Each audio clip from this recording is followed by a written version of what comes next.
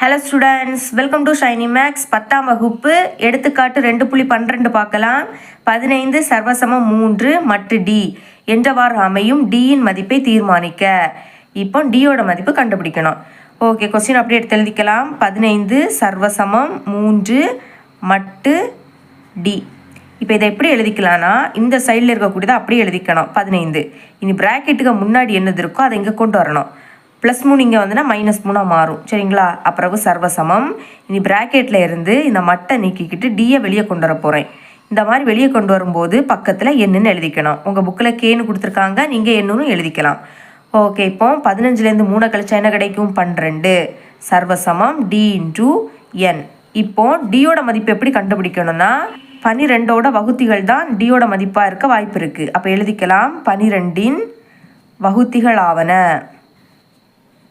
அதாவது 12 எந்தெந்த வாய்ப்பாடில் வருதுன்னு பார்க்கணும். பாருங்கள், 1ஆம் வாய்ப்பாடில் வரும், 2ல் வரும், 3ல் வரும், 4ல் வரும், 6ல் வரும், 12ல் வரும். 12 12, அடுத்த 6 2 12, அடுத்த 3 4 12, 4 3 12, 6 2 12, 12 1 இருக்குன்னா 12. சரிங்களா? இவ்வளோ வாய்ப்பாடில் தான் வரும். இங்கே மீதி வந்து 3ன்னு கொடுத்துருக்காங்க. அப்போ 3 விடைக்கும் அதிகமான எண் தான் எடுக்கணும். அப்போ என்ன வரும்? 4 6 12. இதுதான் நம்மளோட டியோட மதிப்பாக இருக்கும். எழுதிக்கலாம். D is equal to 4, 6, 12. இப்போ பாருங்கள், 15 4ஆல் வகுங்க. 15 4ஆல் வகுங்க. 15ல் 4 3 வாட்டி இருக்குது. 4 3 12 கழிச்சா 3 கிடைக்கும். மீதி என்னது? 3. அதுதான் இங்கேயும் கொடுத்துருக்காங்க மீதி. இந்த 3 எண்களால் 15 வகுத்து பார்த்தீங்கன்னா உங்களுக்கு மீதி 3 தான் கிடைக்கும். சரிங்களா? இவ்வளோ தான் இந்த சம். இது உங்களுக்கு கிளியராக புரியும் நம்புகிறேன். தேங்க்ஸ் ஃபார் வாட்சிங்.